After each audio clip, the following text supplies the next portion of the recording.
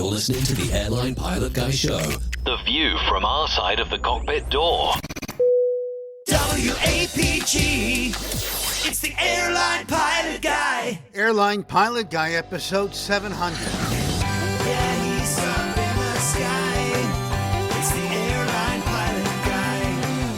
Hello, you're listening to the Airline Pilot Guy Show. The view from our side of the cockpit door, with your host, Captain Jeff, broadcasting live from APG headquarters in Roswell, Georgia.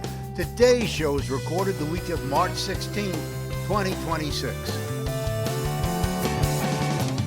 Yeah, he's up in the sky. It's the Airline Pilot Guy. Picture light and he's flying by. With the Airline Pilot Guy.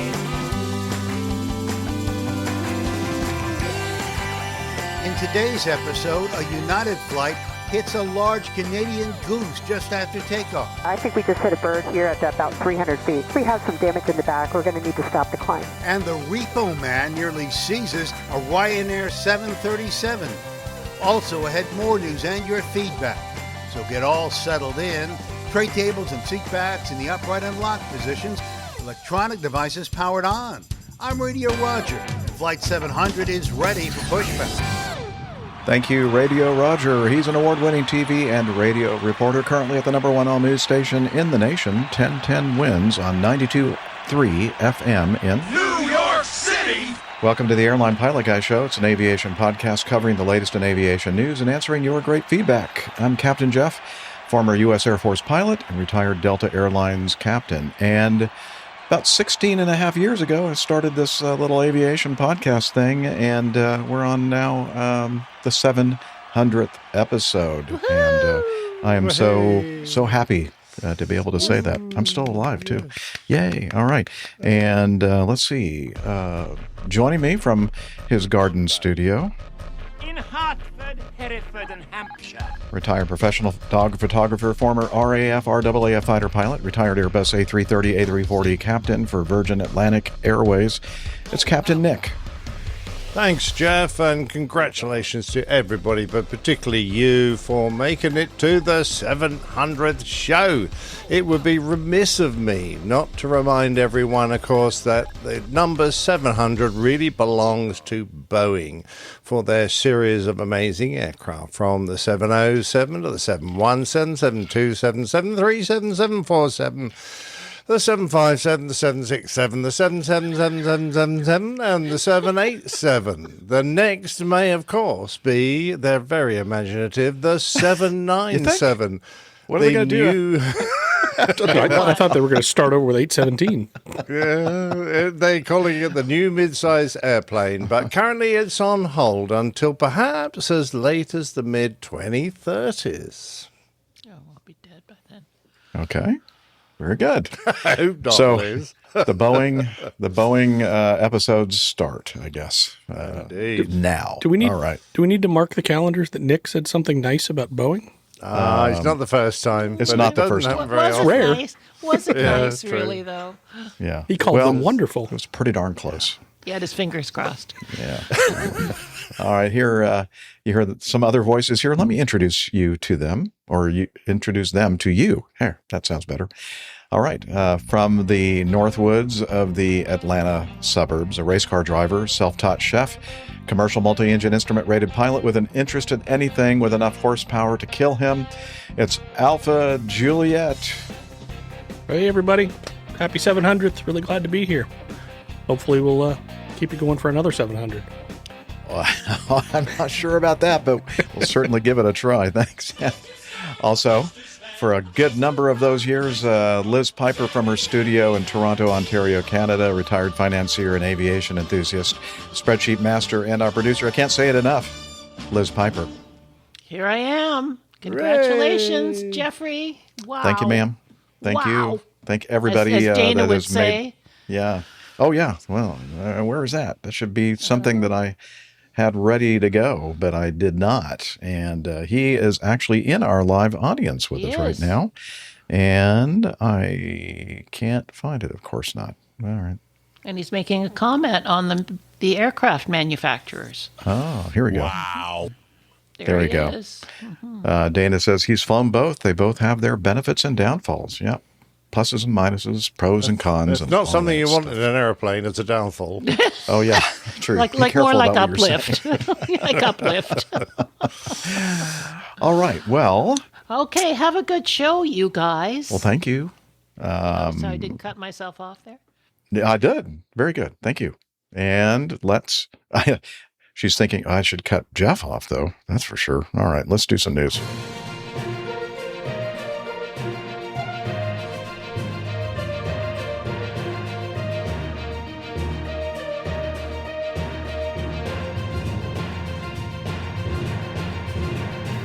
Stand by for news. All righty, we're going to start off with this. It's a video from the place that we get most of our videos, VAS Aviation, and it's also in a Aviation Herald article.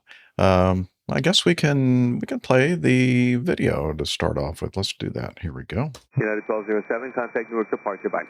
-8, Max. And Tower for United 1207, I think we just hit a bird here at about 300 feet, just to let you know. Okay, roger that. If you see any damage, just let us know. You need any assistance? Stand by. Does a bird need assistance? Yeah. United 1932, contact Newark departure. Departure 1932. United 1207. United 1207, yeah, I think we have some damage in the back. We're going to need to stop the climb. Okay, I tell you what, just give departure a call on 119.2 and they can bring you back around, unless you want to stay with me and just wrap back in. Okay, let's just stay with you for just a minute, okay? Okay, United 1207, that's approved. It's maintained 2,500 and yeah, fly heading 270 for now. Okay, 2,500 and 270 on the heading for United 1207. Newark Tower, United Medevac 299, 22 left. Medevac 299, Newark Tower, wind calm, runway 22 left, clear to land.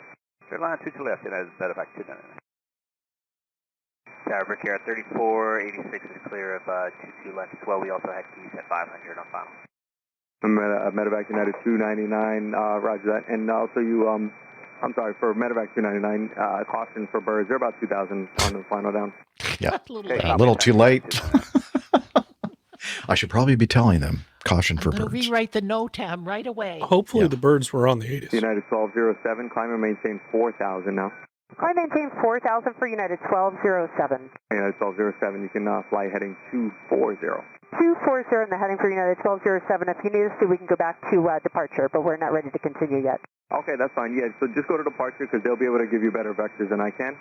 United 1207, 192, you can give them a call. Okay, 192, and just to let you know, it looked like they were Canadian geese, so they were pretty big, right at about, 300-400 feet.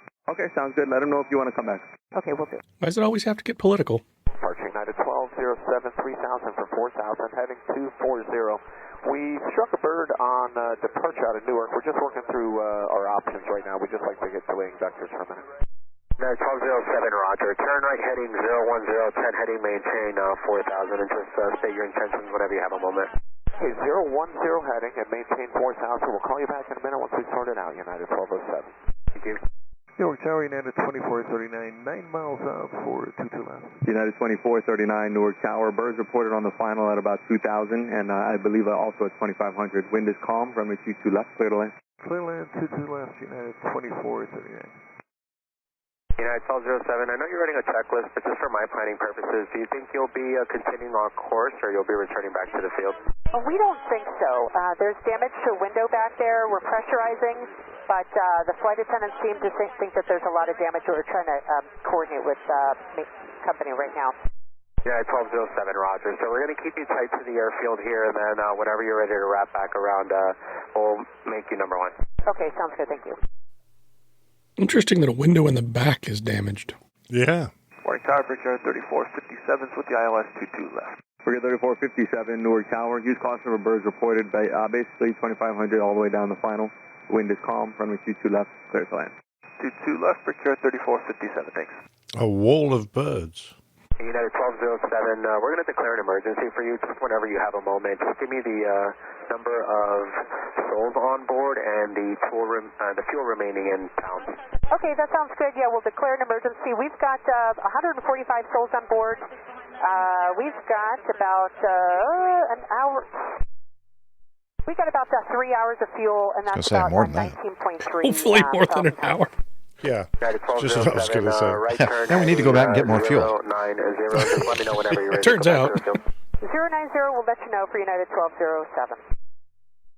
United 1207, turn heading 220. Right turn 220, United 1207. And approach just from 1207. We're just assessing things right now. Probably another lap.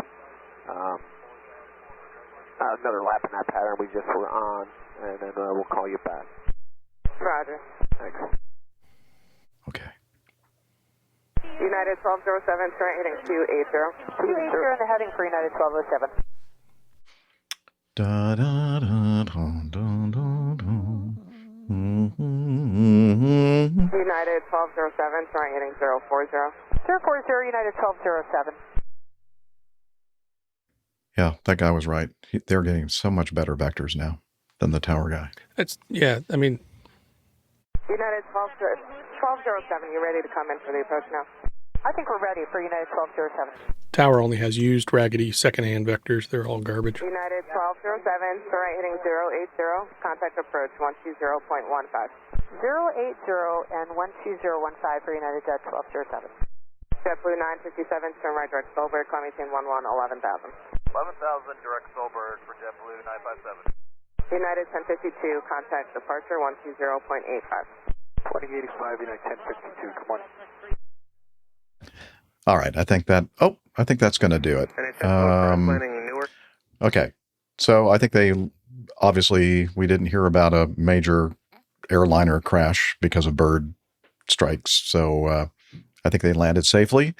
And there is a picture Liz is showing us of one of the birds that impacted the airplane at a kind of a not normal place, kind of on the side of the airplane. One of the passenger, looks like one of the passenger windows. Is that up near the front? Was that the jetway? Look first like class. The jet bridge was right in front of it. Jetway, Yeah. Yeah. So I've never seen anything like that before. Have you guys? Nope. Nope. You almost did when we went flying. Well, yeah, but not sideways though. I mean, I'm pretty sure we would have hit those things head on. Seat sitting there on the Yeah, what do they have the toilet seat there for? Well, if it was the toilet, then it would be a peeping goose has a gander in the toilet. Having a gander. Okay, so I think I should ask Liz to say what AJ usually says at the end of the show. Thank you, Canada. You're welcome. You're welcome. There you go. Yeah. So, I think they handled it well. Tim Van Ram in our live audience says, looks like the bird got its pecker stuck in the window. That could be painful. Yeah. Well, ganders do. I don't know. What do you say about this? I think they handled it well. Let's see. The Aviation Herald says, let's see, they were climbing through about 3,000 feet. By the way, 3,000 feet, I think, was about the altitude that Sully Sullenberger, Captain Sully, hit the birds flying in the same general vicinity. So that always watch out for that altitude. That's where they are, I guess. We were at 2,700. Yeah, there you go. He knows where the bird hit at that. Yeah, Bill, and thank you. We were talking about that while the video was playing, why the bird strike was on the side of the aircraft, and he said they must have been side slipping, like a huge wind correction crabbing kind of thing going on there or something. I don't know. But they did return safely to Newark Liberty International Airport about 8:40 a.m. local time on Monday, March 9th. The crew reported a cracked windshield and a possible, do you think maybe they're talking about the cracked passenger window and a possible pressurization issue? Yeah. Did they actually crack the window or just break the seal? Just kind of broke the seal, it looks like. Doesn't even look like it's cracked. I mean, you could call that gap there a crack, I guess. But a crack. We can call it crap too. Call it that toilet seat again. You look at the side of the airplane there. It looks like the bird did crap a little bit. I think probably. That's more blood than it. We'll call that snarge. Snarge. Yep. Anything else? Wonder which end of the bird that was. I don't know. That's about it, huh? Okay. Well, Sticking with the theme. It had nothing to do with it being a MAX. We'll make that. Yeah, it had nothing to do. Well, I don't know. Are you sure? I think maybe the windows being were a weaker on a 737 MAX did have something to do with it. Well, a door didn't pop out, a window did. Oh, okay. Well, speaking of and keeping on the same theme of bird strikes, let's do this next one from the Aviation Herald, a preliminary report they already have a prelim out. This thing only happened on the 28th of January, 2026. An Amazon Prime A333, an A330-300 registration, November 5827 kilo, performing flight 2616 from Cincinnati to Houston Intercontinental with 2 crew. They were departing Covington, that's the KCVG, Covington, Northern Kentucky, or Cincinnati, Northern Kentucky International Airport, which is located in Covington, Kentucky. I need to breathe now. Runway 27, when the left-hand engine, a Trent 772, ingested a number of birds. The aircraft stopped the climb at 3,000 feet. That's interesting. The crew donned their oxygen masks, reporting smoke in the cockpit, returned to Cincinnati for a safe landing on runway 36 right about 10 minutes after departure. After landing, the crew advised they needed a ladder to the one right door as they had an engine fire on the left-hand side and wanted the number one engine checked. I didn't know that was a cure for an engine fire. I would have asked for that much more often if I'd realised. I've got an engine fire. Could you put a ladder on the one right door? That'll fix it. Yeah, that's all you need. Yeah, I guess he was thinking about his personal safety. Getting out of that thing. Get me out of here. Let's see. The NTSB on the 6th of February rated the occurrence an accident being investigated, I guess, to the amount of damage it did to the aircraft. Struck by multiple birds after takeoff from runway 27, resulting in an ECAM indication and subsequent engine failure. The aircraft suffered substantial damage. Let's see. Climbing through about 900 to 1,000 feet, the captain observed a flock of geese flying from right to left. The captain, who was the pilot monitoring, called out birds. And then the flight crew felt multiple birds impacting the left and right side of the aircraft. At the time, the flight crew observed the ECAM warning and master caution indication. The flight crew observed engine 1 fault, immediately followed by engine 1 fail. The flight crew initiated the ECAM procedures for the number 1 left engine failure. The captain alerted ATC of the bird strike, declared an emergency, and requested a return to Cincinnati, Northern Kentucky International. And they came out on runway 36 right. During the air return, the flight crew observed smoke entering the cockpit and subsequently a main deck smoke ECAM message. The flight crew donned their oxygen masks, began to run the quick reference handbook procedure for the MD smoke indication. After configuring the airplane for landing, the flight crew determined the smoke had dissipated and removed their oxygen masks for the remainder of the approach and landing. After landing, the first officer, who was a pilot flying, stopped the airplane on the runway. Airport Rescue and Firefighting, ARF, personnel inspected the airplane. The flight crew completed the left engine failure ECAM procedures, discharged fire extinguishing agent. After determining there was no fire on the airplane, ground personnel towed the airplane to the ramp. Airport operations personnel stated they recovered the remains of 8 Canada geese after the incident or after the event. That's a lot of Canada geese. If no one else is going to say it, that goose was cooked.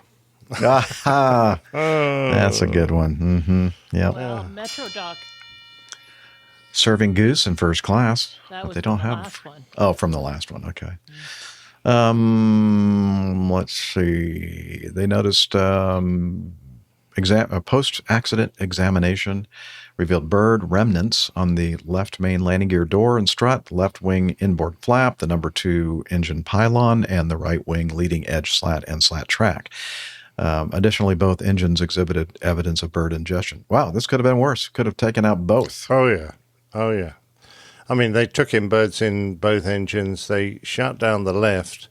And, it does make you wonder. The left probably shut down automatically, which is fair enough. But you have a decision as to whether you can relight it or not, depending on whether there's damage. And generally speaking, if there's damage, you don't. Obviously, you kill that engine completely. But it does make you realize that, if you've got a bird in the right engine as well, if you had that knowledge, what would you actually do now with the left engine? Would you just try and relight it to idle just in case the right failed and you could then try using the left engine? Because it could be a real sully situation of losing both engines. And of course, I don't think they knew it at the time, but the article states, or the report states, that the left engine fan had restricted rotation and was visibly misaligned. Yeah, So, I think that's why they got the number one engine fail, and so they shut it down, which is fair because it was quite badly damaged. But having an issue in the right engine as well, then you think, golly, well done, because well done, Rolls-Royce, for building an engine that managed to survive that, certainly on the right-hand side. But could have been nasty. Could have been, for sure. But those are big birds. 8 of those hitting that. Yeah, 8 of those. How many pounds are those things, Liz? I mean, look. Oh, they're in dollars. When you cook your goose, how much dollars. do they weigh? Yeah. I thought but it's different if you use try not to American give it dollars to you versus in Canadian kilograms, dollars. I don't mean. Oh, okay. Are they more Canadian dollars than American dollars? Yes. Yes. It's like Australian dollars. But okay. Yeah. Liz is going to look up the average weight of a Canada geese, I think, or Steph. Canada goose. Or Canada goose. You'd have to tell her how many geese if you want. Okay, a Canada goose. A1. Thank you. They average between 5.3 and 5.3 and 14.3. Wow. That's very specific. So between 5 and 14. So the average would would be, I don't know. If you got 8 14-pound geese 9 pounds splattering into your aircraft at 250 knots or whatever they were doing. Yeah. It's not good. Wow. I feel like that's smaller than the one I cooked for Christmas. Oh, golly.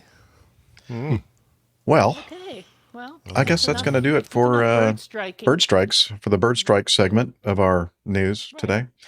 Wow, we're already going to do the Paddle Your Own Canoe. Yay, I can tell it's a special episode, 700. Paddle Your Own Canoe. Especially festive. Very festive, yes. Although I don't think that Ryanair thought that this was very festive. They nearly had one of their airplanes seized by debt collectors after the airline failed to pay court-ordered compensation to a passenger. Let's see, one of their 737s was seized by a debt collector earlier this week, or almost was seized, after enforcement officers boarded one of its planes at Linz Airport in Austria, pasted a court document to the inside of the plane over the airline's failure to pay a debt of just 892 euros, 892.87 euros, which equates to, at the time of this show recording, $1,022. The bizarre incident unfolded after a Ryanair passenger filed a compensation claim against the carrier following a delayed flight in July of 2024. The passenger's flight to Palma de Orca had been delayed by 13 hours, so she decided to book another flight and then claim back the costs from Ryanair, along with the legally required compensation under Europe's EC 261 passenger rights regulations. Ryanair refunded the passenger the original cost of her ticket, but denied the EC 261 compensation and refused to reimburse her for the difference in cost for the new flight she booked. The woman took Ryanair to court in Austria, and after winning the case, Ryanair was ordered to pay the passenger and cover legal costs amounting to 892.87 euros. Despite the legal victory, Ryanair failed to clear the debt, resulting in a surprise visit by a court-sanctioned debt collector and a legal representative of the woman to Linz Airport in Austria on Monday, where a Ryanair plane was preparing for departure to London. The flight was delayed by more than an hour as efforts were made to collect the debt without success. According to local media reports, the pilot even offered to pay the outstanding amount with a credit card, but the debt collector would only accept cash.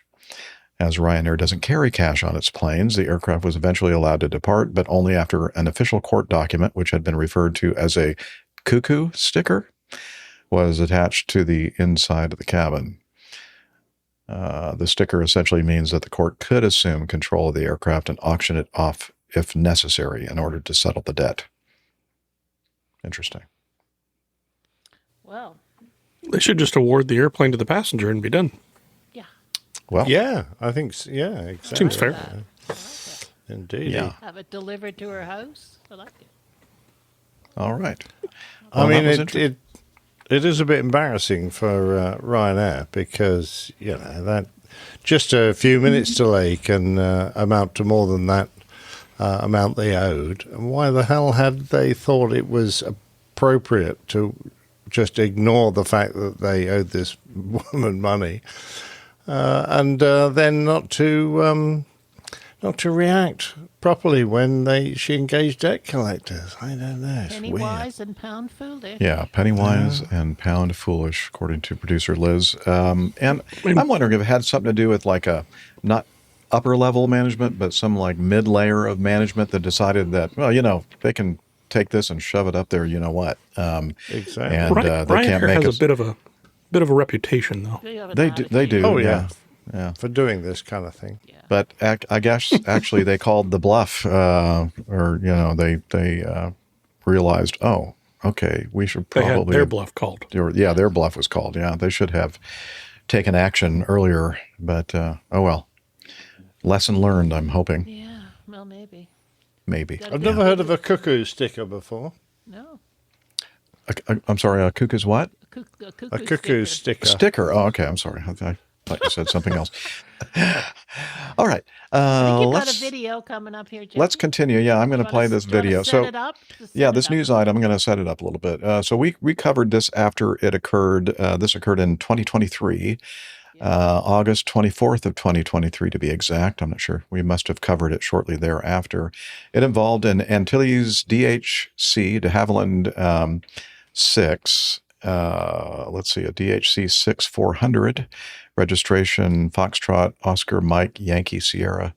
They were performing flight 722 from Guadeloupe to St. Barthelemy in the Caribbean with 7 people on board. They landed on St. Bart's. St. Bart's runway 28, approaching from the sea, not over the hill and road, which we've seen a lot of those videos. Yeah. It looks pretty crazy, that approach and landing.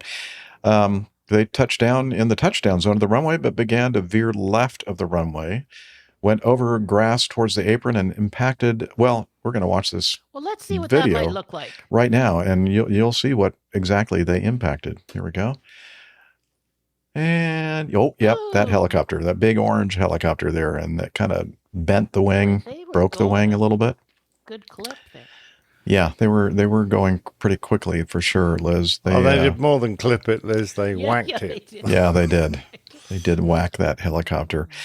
Anyway, so the final report came out on the 13th of March, just a few days ago. During the landing, the nose wheel was not centered. The wheel was oriented to the left-hand side. When the nose wheel came into contact with the ground, the airplane deviated to the left, the pilot flying. I'm sorry, I'm still hearing the background noise of this video, so let me turn that off. Okay. Let's see. When the nose wheel came into contact with the ground, the airplane deviated to the left. The pilot flying was unable to correct this deviation despite his actions, using rudder, ailerons, and then asymmetric use of reverse thrust. The airplane veered off the side of the runway and collided with a helicopter parked on the dedicated stand. I'm wondering why I didn't use the nose wheel steering. Maybe they don't have nose wheel steering. They're sort of locked in that position or something. The crew were not... Yep. Read that next sentence. The crew were not aware of the modifications to the procedures for checking the nose wheel steering system. Oh, yeah, they do have nose wheel steering. After takeoff and before landing, which consisted of checking that the nose wheel steering was locked in the centered position. De Havilland had introduced them, those new procedures, in the POH, the Pilot Operating Handbook for the DHC 6 series in 2017, about 5 years before. These modifications were not included in the operator's procedures, which were an adaptation of the de Havilland procedures for multi-pilot operations. Whoops. The NWS check, nose wheel steering check, after takeoff and before landing were therefore not completely carried out. with the crew not making a manual input on the nose wheel steering lever to check that the nose wheel steering was locked in the centered position. The tension in the nose wheel steering control cable was insufficient. It was not possible to determine the cause of this incorrect adjustment. The probable consequences of this was a situation where on takeoff the nose wheel steering marks were aligned, although the nose wheel steering was not locked in the center position. As it was not locked, the nose wheel probably pivoted during the flight. Let's see. So, yeah, there are obviously some factors contributing to this, shortcomings in the operator's development of the documentation, which resulted in the amendment of these procedures not being included in the operating manual. Hey, Joe, you think we should include those in our manual? Nah. That's not important. If the Wonder if Steph does these checks. I don't know. We should ask her when she joins us today. Shortcomings in the operator's development of the documentation, which resulted in the amendment of these procedures not being included in the operating manual. Oh, no, I just read that. This is what I meant to read. The instructor is paying insufficient attention to the carrying out of the nose wheel steering check during initial training, and then in the successive training of pilots on the DHC-6. Well, I guess the instructors didn't know about the procedure either, so how do you blame them for not instructing something in the operating manual? Yeah. Then, no one's going to do it. Which is very naughty. What's this? I don't think I read all the way down through this. The following factors may have contributed to the lack of a visual check or to its ineffectiveness. A distraction effect linked to the occurrence of the compensation problem in the captain's ear, concomitant with carrying out the checklist. What does that mean? I don't know. Did he get a bit of the leans, a bit trouble clearing an ear that might have given him a slight, dizziness or something? Could have been one of those birds that flew into the left side of that Was he 737 worried about Max. compensation? How much he was getting paid? I don't. That's. I don't know how that word makes sense because concomitant. Concomitant. Okay, I get to laugh at you now. Nah, go ahead. Naturally accompanying or associated. What? I don't know. That just sounds like someone trying to show off and not making a very good job of it. Yeah. Somebody was using the thesaurus that day and thought, I'm going to use some different words. So, hey, look, it says here on my little flip diary, the word for today is concomitant. See if you can fit it into your daily report. Right. Yeah, and that's will probably what anybody happened. notice? Well, the airline pilot guys did. Or, Jeff hey, said but how he about did. this? When they were cruising, they were doing the New York Times crossword puzzle. Yeah. And There you go. that was one of the, okay. Well, they said they had a task saturation effect, so obviously that crossword just put them over the edge. It did. It's saturated. Well, and then a probable lack of concentration because they were focused on the crossword puzzle, obviously. And concomitantly, yeah. Yeah. All right. And then the captain's fatigue due to days and days Too of trying to many work out that crosswords. puzzle. Partying in Guadeloupe. Okay. We've had enough fun with that one. So, yeah. So make sure if you're flying a DHC-6 that you do those NWS, nose wheel steering locked centered checks before you take off and land. That's our advice here at the APG. All right, here's another one from the Aviation Herald, a prelim report. The incident was an Arik, A-R-I-K, Arik, Boeing 737-700, registration 5 November, Mike Juliet Foxtrot, performing flight 740 from Lagos to Lagos. I always get that wrong. It's not Lego. It's Legos. Those are those little things, the little pieces that you put together. Yeah, that you tread on. That's where they were invented, right? In this African Indeed. town. Yeah. Just kidding, you Danish people. Don't send me any bad email, okay? Sorry, I got to interrupt here. Just a minute. Yes. David Lieb has a great possible show title: Crossword Landing instead of Crosswind Landing. Nice one, David. It's not gonna win this week. Okay. Anyway, great one, David. Well, good one there, though. Sorry. It's in the running, David. Let's see where were we here? We were talking about Legos. Legos, yeah. Okay. Flight 740 from Lagos. Lagos.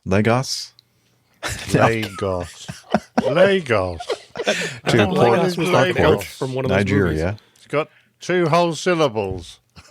Lagos. Your leg. Lagos. It's like your Yes, leg. Lagos. Your leg. With 80 people on board, was climbing through flight level 270 out of Lagos when a loud bang occurred from the left-hand engine, a CFM56, followed by abnormal engine indications, prompting the crew to shut the engine down and divert to Benin City in Nigeria. Hey, I have never traveled here, so I don't know these places, where the aircraft landed safely on runway 23 about 25 minutes later. Nigeria's NSIB opened an investigation stating the engine received substantial damage. During the cruise phase of flight, the crew detected abnormal indications on one of the engines, and in accordance with established safety procedures, the flight crew conducted a precautionary engine shutdown and diverted to the nearest suitable airport, that city that begins with a B. The aircraft landed without incident, and all passengers and crew disembarked normally. No injuries have been. I don't know why I thought of Monty Python and the way they do that funny walk, because that would be not normally disembarkation. No injuries have been reported. Preliminary observations at the diversion airport indicate significant damage to the affected engine based on initial visual assessment. Okay, what does the preliminary report say? On the 12th of March, just about a week ago, exactly.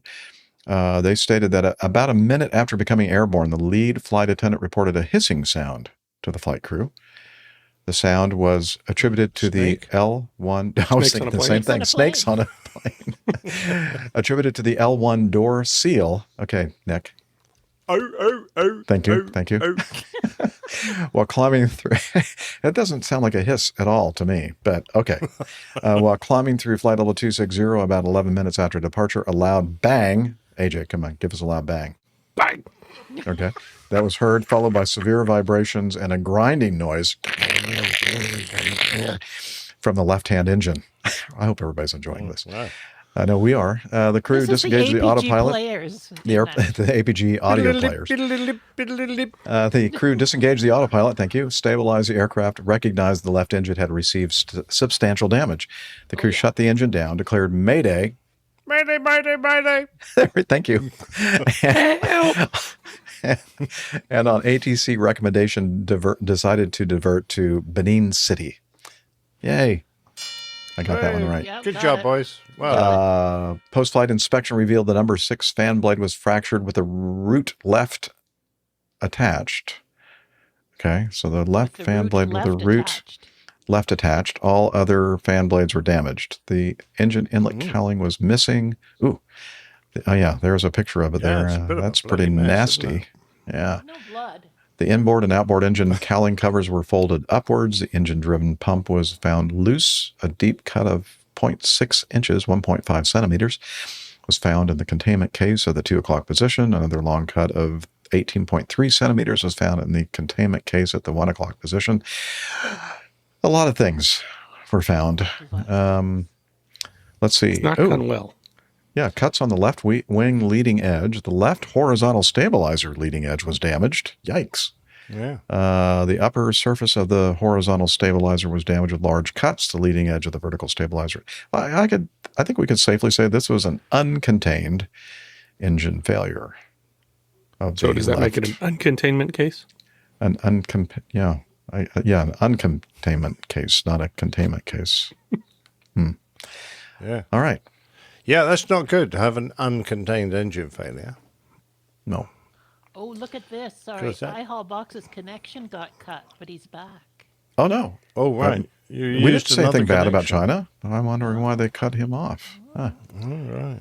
Well, we're glad you're back, I-Haul Boxes. They don't like our humor. Well, they don't understand our humor. But I don't think really anybody does. We do. That's it. Speak for yourself. All right. Anything else to say? That's pretty impressive destruction of that engine, isn't it? I mean, the passengers. I'm surprised we don't have a bunch of passenger movies of them.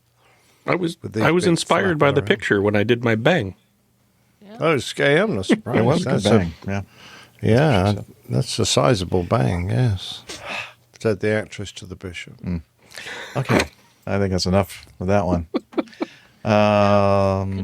Just before we go on, Uh-huh. Boxes was away, as we know. He's got a comment on the DH6 situation. Oh, okay. So IHAL boxes have been disconnected by the Chinese authorities, so he's back with us. And he says, based on our previous news item, DHC6s have a tiller located behind the yoke. Oh, that's right. It's kind of weird. It's connected by a cable pulley system to the nose wheel. Nose wheel should bungee center itself. But in this case, it didn't, because they didn't do the check to make sure of it. IHAL boxes, did you ever do that nose wheel steering check? Centering check? Centering check? Let us know. If you didn't, you're a bad boy, because it was in the books since 2017. He'll say his connection got cut again. Yeah. I can't reply. My connection's gone. We're waiting for his response. I don't know. Might be a few more We seconds. might be here a while. He's typing. Furiously typing? Yeah, I don't know. We really can't tell if he's typing or not. So I'm just guessing. Oh, come on, IHAL. Don't keep us. Yeah. Hey, I'm just a freighter pilot. He's more like a freighter pilot. Okay, well, let's continue then. With this next item, another final report. Let's see. This occurred at Stuttgart, Germany, on the 23rd of October in 2023. My wedding anniversary, or would have been. A Turkish Airlines Airbus A321-200 registration Tango Charlie Juliet Sierra Zulu, performing flight 1706 from Stuttgart to Istanbul, was departing Stuttgart's runway 7. A SunExpress 737-800 registration Tango Charlie Sierra Oscar Romeo, performing flight 154 from Antilles, Turkey to Stuttgart, was on final approach to runway 7, and they went around. Germany's BFU reported the occurrence was rated a serious incident due to the loss of separation in flight. The BFU is investigating the occurrence. According to the, let's see, shall we move down to the... This is complicated. I've read this all the way through in great detail and got completely lost. So good luck. Oh, I was going to say, Captain Nick, I think that you should take over then. No, I got myself completely tangled up trying to work out who the hell was who and what they did. So I'm looking forward to hearing your explanation. Okay, let me see if I can come up with something. So I guess the essence of this is that according to landing data, the landing aircraft was about 4.4 nautical miles before the runway threshold when the departing aircraft lined up for departure. Okay, that's good. Subsequently, the landing aircraft touched down and went around with the departing aircraft still on the runway. Well, how did they touch down? Must have touched down beyond them. Oh, okay. The separation during the climb out was 300 feet vertical and horizontal on the aircraft. Oh, so I guess the one on the runway. Oh, I don't know. I see what you mean. This is confusing. Yeah, the language isn't helpful. Okay, so it sounds like the aircraft that was in position at first was cleared for takeoff, and so now the landing aircraft decides to go around. Now we have a situation where we have two airplanes kind of going in the same general direction and not a lot of space between the two. They're both flying. They're both in the air. And they're not on divergent courses at this moment. Let's see. Okay, so this preliminary report talks about a lot of the setup for how this all happened. I'm not going to go into all that detail. There's a lot. It's in the show notes if you want to look at it yourself. Okay, so let's go from this point where the inbound aircraft flew over the end of the runway. On the radar display, the controller saw that the A321 had begun the takeoff run and informed the flight crew of the Boeing 737, which was about just under 2 nautical miles away from the threshold. Departures rolling. Wind check 090 degrees 1 knot. And then the controller told the Boeing 737 flight crew, wind 100 degrees, 1 knot, runway 07, go around, please, left turn, as the airplane was about 0.63 nautical miles from the threshold in descent at 200 feet. Okay, they're getting close. In the following approximately 17 seconds, vertical speed changed from minus 768 to 384 feet positive, so a little bit of a climb. Within 14 seconds, the altitude decreased to 18 feet above the threshold. That seems like a really far distance for them to still touch down. Yeah, it does. That's weird. The Boeing overflew the threshold of runway 7 at this altitude, 18 feet. At the same time, the A321 was about 1,600 meters, 0.8 nautical miles from the threshold, abreast of the intersection with taxiway E. Okay. We got a little situation here where two big airplanes are trying to fly in the same airspace, it looks like. So the controller did instruct the 737, the Turkish Air flight, turn left heading 350, Airbus 321 departing. Left turn now, please, heading 350. The crew confirmed the left-hand turn to heading 350. The controller added turn left now. I guess they weren't turning left quickly enough. The A321 overflew the end of the runway 7. Okay, so all this go around and initial turn to the left was occurring while the A321 was in the latter stage of its takeoff run. All right. So the bottom line is the lateral distance between the two airplanes was what? Like, shoot. Well, at some point it must have been 0 because he overtook him. He flew over him, didn't he? As this plane was on his takeoff roll. I don't get it. I see why you're confused because I don't see how. Okay, good. Based on everything I've read, I don't see how they could have overflown. This math is not mathing. No. Because if they were going down at 768 feet a minute, and then changed to 384 feet a minute, even if they kept descending for the 14 seconds it says, they'd only lost 175 feet, 180 feet. So it didn't change. With that 14 seconds, for them to go from 200 feet to 18 feet, that math checks of them descending the whole time. So they just didn't react to the go-around for 14 seconds. Well, they might have done, but because it takes a while for the inertia to, be reversed. So we would normally, if you don't react quickly enough and they go around from, say, 200 feet, we would normally expect to touch the runway, regardless. So, but this is a relatively small, light aircraft compared with what I flew. So the chances are you should be able to do it much quicker. But perhaps they were trying to keep the aircraft ahead visual, so they weren't really heads in doing this properly. They were perhaps trying to do this a bit more visually so that they could keep sight of this airplane that's in front of them. I don't know. Yeah, I think that's a good point. That's probably correct. That's why they didn't do a pour the coals, and put the nose up 15 degrees or whatever it would be for a go-around attitude in the 737, and then immediately lose sight of that A321. They probably realized as soon as you lift the nose up 15 degrees, you just lose sight of the whole airfield in front of you because everything's now below your windows. You can't see it, and you're going to immediately lose sight of this aircraft that's very close. Yeah. I don't know. So basically the final report says the serious incident is due to the fact that the tower controller changed the departure sequence at short notice / spontaneously, misjudged the time needed to implement them, and decided to let the 737 go around late. I mean, I don't think he let the 737 go around. I think he should have ordered them to go around earlier. He did not direct them. In a timely manner. All right. Trying to squeeze a quart into a pint pot again. Yeah. If anybody else can read this and make sense of it, and at least let us know. I'd love to see a little movie of it, like Overdue.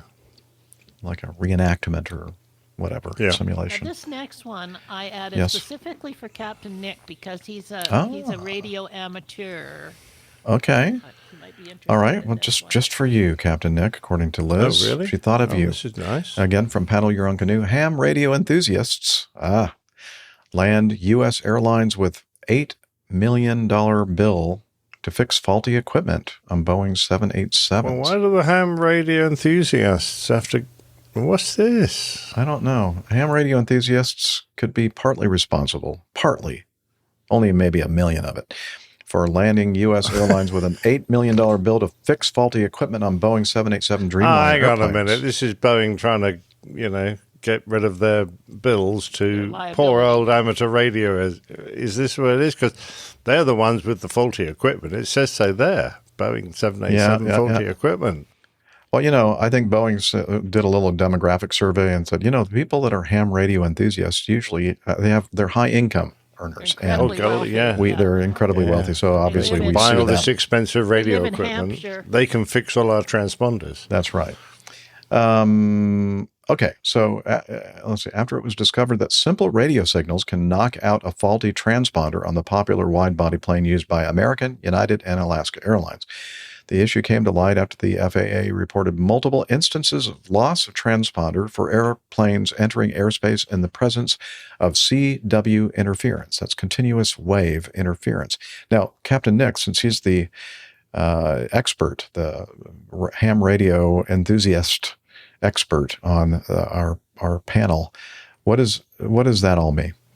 Well, CW is if you've got a radio transmission with voice on it, you modulate the frequency in order for your voice to be carried, and then it's decoded at the other end, and the modulation is turned back into voice. If you're doing Morse code, you don't need that. You just need a frequency, and then you're going to modulate it by going off and on, beep, beep, beep, beep, beep. You're just going to do a very simple modulation of it with your Morse code key. So that's all the CW is. It's a carrier wave. That's what CW stands for. Okay, so makes a lot of sense to you? Yes, it does. Yeah. I just figured that it would be best to come out of your mouth and not mine, because I don't think I would have said it as clearly as you did. So the thing about it is, so it goes on and talks about the fact that the faulty transponder installed on some of the Dreamliners, the 787s. I'm thinking, well, wouldn't that be, do they have like a transponder made just for the 787, or wouldn't they use something that was used in a lot of other fleets too? That's the thing that has me scratching my head. Why is it only the 787 that has the problem? Perhaps it's something to do with the fit, the aerials, or I don't know. Perhaps they modified the system to work with the software of the Dreamliner. I'm a bit like you, Sue. I don't see why it should only be the fit that's in the Dreamliner. It doesn't make sense. Well, it could just be a timing thing. They came out with a new model or a new technology of that transponder, and it happened to coincide with when the Dreamliners were being assembled. They said, put it on that. Yeah, it could be. Well, they're having all those battery problems and like fires and everything else. Let's just put that crappy transponder on the jet too. Like nobody will notice. Well, Collins, isn't it? Collins make their I don't know if it's Collins or Honeywell. I'm not sure. Okay. Does it even say? But I notice it also affects the TCAS. No. That's a real worry. Yeah, I know it's not Garmin. No, it's not. I'm going to click on this thing that says Airworthiness Directive and see what it says. But while you're doing that, I noticed that the FAA, when they tested the faulty transponders in areas where there are obviously a lot of carrier wave interference, CW interference, they discovered that the transponders didn't send a reply to at least 90% of interrogations. That's a lot. That's dreadful. You can imagine all these controllers trying to interrogate the transponders and nothing's happening. Wow. Well, I think that they've very, very cleverly hidden the manufacturer. I'm not seeing. Ernest has a comment. Oh, Ernest has a comment. That's a good comment, Metro Doc. Metrodoc says, why do I think the carbon fiber body has something to do with it? Could. Yeah. I don't think it's the carbon fiber. That's transparent to radio waves. It could be the copper coating that conducts the lightning around the aircraft. Is CW carrier wave or continuous wave? I think it's continuous wave, isn't it? Yeah. Well, it says in this article continuous wave, but this is from Paddle Your Own Canoe, so it could be something else. I don't know. I'm just doing the briefest of research, and it also says that it can interfere significantly with navigation accuracy, GPSs and GNSSs. So yeah, but CW is the simplest form of radio transmission. I mean, it's the one that Marconi came up with when he started the whole deal going across the Atlantic. It's just a transmission on a frequency, and then it's modulated by your Morse key. So this has been around as long as radio transmissions have been. I find it very hard to understand why all of a sudden it's a problem. So I don't think it's an issue of the CW. I just think it's an issue of the protection built into the transponders. And you are correct, Captain Nick. It is Collins Aerospace that manufactured these. There you go. Yeah. You see, you probably didn't pay us enough for us to give you a decent one. Yeah. I think Collins is British. Is it? I don't know. Sounds British, doesn't it? Collins. I don't know. Collins Aerospace. Tom Collins, isn't that a drink? That is a Tom drink. Collins. Yep. He's a nice chap, Tom. Search I like him. For Collins Aerospace. It's an American aviation and defense technology company. Oh, well, that explains headquartered, it all. Now, here's the reason. Headquartered in Charlotte, North Carolina. Speaking of that, let's see. Let's bring it's all in... stressful. I'm not in Charlotte right now. I'm close. It's about a mile. Awfully close. Nears makes no difference. Yeah. And do you do your Where do you work? those steering checks properly on the twatter? Yes. It is part of the landing check. Pre-landing check. I'm sorry, I missed what I was kind of looking at. What the it was the final report on the one from St. Bart's in 2023. That's the one. Yeah, I haven't read it. I'm super prepared. I'm sorry. Well, he said that they de Havilland had put it in the checklists or their manuals back in 2017 and alerted all operators of this, but this company didn't update their own tailored manuals for the pilot operating handbook, so they didn't know that they were supposed to be performing this check for nose wheel steering I think the crew needs centering. to go to St. Bart's and research this. I think you're right. That's a great idea. I just kind of was skimming through while you were talking, but the probable cause was that the nose wheel was not, the tiller wasn't centered, basically, on landing. Yeah, that is part of the before landing check, usually final and even on short final. It's something that you go back and double check because it is very important. So my final checks are always props forward. If there's slack in the cables, could it indicate centered when it's not? Because they seem to indicate that you had to exercise it to make sure that it was centered. Yeah, I mean, so here I have a couple thoughts on that. So it can be touchy. If you have slack, I've never flown the one that has slack in it, but I suppose that could be a potential issue. But most of these flights, at least in the Caribbean, and certainly every flight I've ever done in a Twin Otter, are pretty short. And you're using the tiller right up until the time when you have rudder authority on the runway in your takeoff roll. So you're going to have a pretty good idea of where the tiller needs to be because you're going to center it on your takeoff roll as well, and then you're using rudder once you have sufficient airspeed for rudder authority to control being on the center line. So, and then the tiller should stay there. It should not move during the flight. Certainly, it can move. It's on the yoke itself, and it's just literally an up or down lever, up to go right, down to go left. So if you bump into it or turbulence or something, it can become uncentered. There is a mark, which ours was always a little bit off on the mark, but roughly you know where that mark lines up so that it is centered, and you want it there. So for years you had to make sure it wasn't centered. You had to make sure you had it centered where it was supposed to be centered. I think the suggestion I think that was more though, of an issue where the lines were actually drawn in the first place. On the, it's an old airplane. I was sort of imagining it centered on the yoke, but because there's a bit of slack in the cable, the airflow on the nose wheel had managed to put it off center. But it didn't show on the yoke because the cables there really weren't shouldn't taut. be that. I mean, I can't imagine there would be that because it's a cable controlled but hydraulically actuated. So even if there was slack in the cable, it should not have affected the other thing you have to check too is your hydraulic pressure before you land, because if you don't have any hydraulic pressure anymore, then you have no nose wheel control either. Gotcha. Yeah, I remember this was pretty. And iHaul Boxes said it was bungee centered. That sounds a bit Heath Robinson. It's important to center your bungee before you land. Yeah. In my experience, the two different otters that I've flown, it's not, there's not that much slack in it. If anything, it's the ones I've flown have been the opposite, where very little amount of motion causes quite a big change in the nose wheel steering.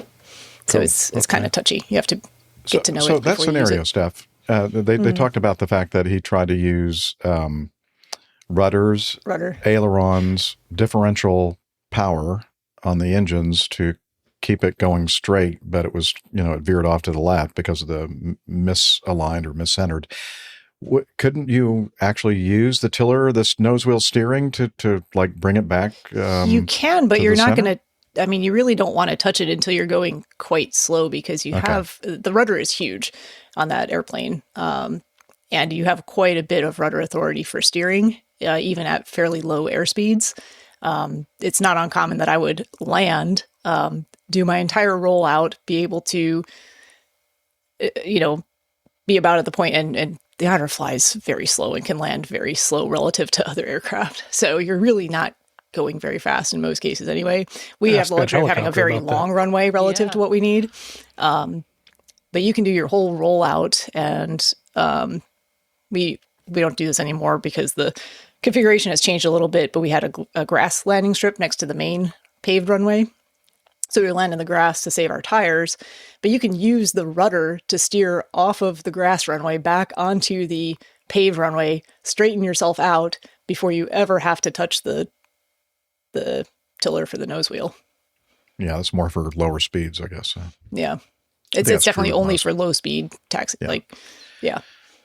Okay. So I'm not entirely sure. Still, I'll have to go back and read this whole article. I'm sorry, but there's a couple things that don't really add up to me there, because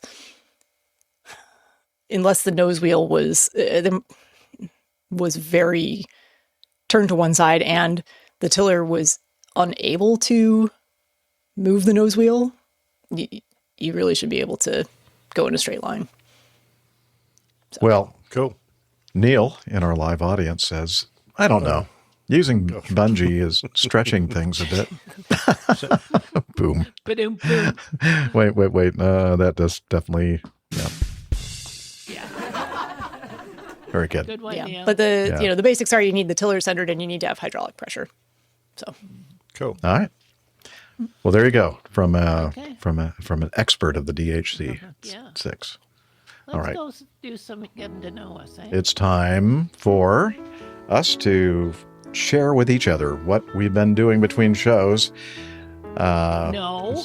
Today they're going to share everything they've done from the last 700 shows. Oh, okay, this is going to be a very long segment, hours long. We're going to talk about what we've done since from show number APG 1. Jeff will have like 3 hours, and the rest of us I'll cover APG 1 through about 150-ish. I don't know, 140, something like that, and then everybody else can chime in and tell us what they've been doing. Yeah, so I started Catholic Pilot in September of 2009. And then a year and a half later, in May of 2011, I rebranded it to Airline Pilot Guy. And that was APG episode number 1. And now we're on episode 700. And wow. Who'd have thunk it? Yeah, who'd have thought? I certainly never thought that it would ever go this far. And Dana's giving us a heart. Thank you, Dana, Captain Dana, one of our hosts, and yeah, and he was with us for several of those years, so 16 and a half years. Yeah. So, where are these things coming from? Where are you getting this? Some pictures, memories. Yeah, that was episode 200 that weekend down in Miami, Miami. Mm-hmm. That was fun. Wow, that was 500 shows. Well, I remember some of it, Liz, not all of it. Captain Al, it's his fault that I don't remember a lot of what happened after we did or about halfway through our show recording. That's where Jeff met Nick for the first time in person. Oh, yes, that is the first time that I met Captain Nick in person. Pip. Yeah, that was a lot of fun. I met Steph for the first time, and Rick, and I knew Jeff, and we had a ball. It was great.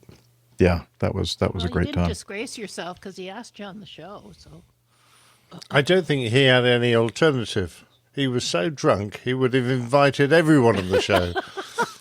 I thought disgracing yourself was how you got hired. Prerequisites. Yeah. Oh, I got it. Yeah, true. Well, see, the thing is, I asked so many, and he was really the only one that responded in a positive way and said yes. I'm the only one that could remember the next day. I was kind of okay. Uh-huh. Yeah, but you were already on the show. You didn't have to prove anything. That's true. Yeah. Yeah. Well, thank you, Captain Dana, stating the obvious. Yes, we were all drunk, and we maybe slightly intoxicated. You were celebrating. We were happy. You were celebrating. Yeah. So anyway, so we've had several great milestone celebrations. 100, I didn't do anything special at all. 200 was down in Miami. 300, I think it was at Dana's place, Captain Dana's beautiful home. A great host he is. Yeah, and great barbecue. Ooh, I'm not going to talk about that because my stomach's going to start growling if I start talking about his great barbecue. The other thing that just popped into my head on that time, that celebration, was that Fred, the CIA guy that we haven't heard from. Our international man of mystery. Yeah, I don't know. We haven't heard from mystery. you in a while. Fred, if you're there, please, gone deep I think he's in witness protection. He might be, but anyway, he is quite an expert at what do they call the quadcopters, like the little mini drones, mini racing, quadcopter things, and he was putting on quite a demonstration for us in Captain Dana's backyard. That was a lot of fun. Anyway, and then 400, I don't think we did anything special for that, except that. Kind of Farnborough was a little bit like around the 400. Yeah, I guess Farnborough was specifically for it, but I think that it was and then 500, we did a special celebration, a dual location, one at Farnborough Airport that Captain Nick hosted, and then I hosted the one here in Atlanta at the Renaissance Hotel at the Atlanta International Airport. And that was a lot of fun. And then 600, we kind of just, whatever. It was too soon. Today. It's kind of what we're doing today. It's like 700.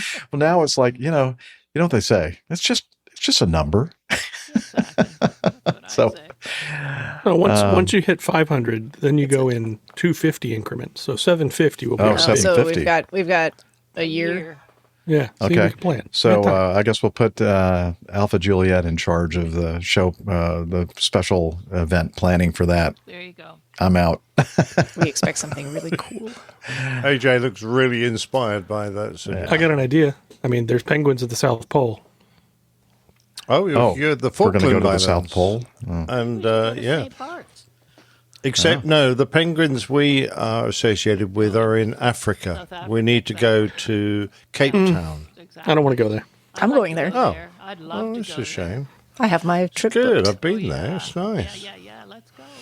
All right. I'll let you know if I find any when I'm there in Go May. on a safari, too. All right. Well, let's think about it. We have time. Maybe I'll just steal one and bring it back, so we can have an actual mascot. Oh, yes. I like that.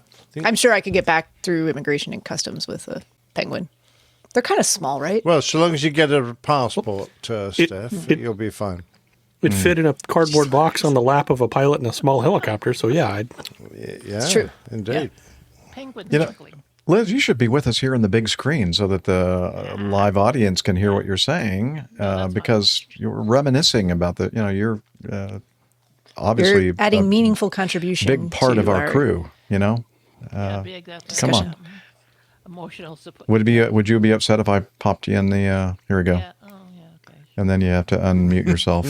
Yeah. Hello. There you go. There we go. Hi, everybody. So Mizzou says we need an emotional support penguin. You're right. Yep. And the 1000th show at the Delta Museum. Oh, that'd be good. Yeah. Jeff. I don't know.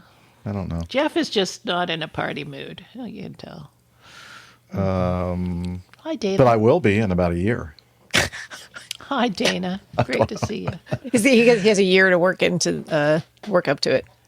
Yeah. Yeah. Anyway, we have a lot of people in our live audience and our live chat that have been around for a number of years. And of course, Captain Dana informs us that he was a host on our show for 5 years. That was a big chunk of the 16 and a half that this thing has been around. So thanks, so we Dana. got Mike Kuipers, who is just Mike like Kuipers has been around the mayor of APG. forever. The mayor of SQPN. Well, I always call him SQPN.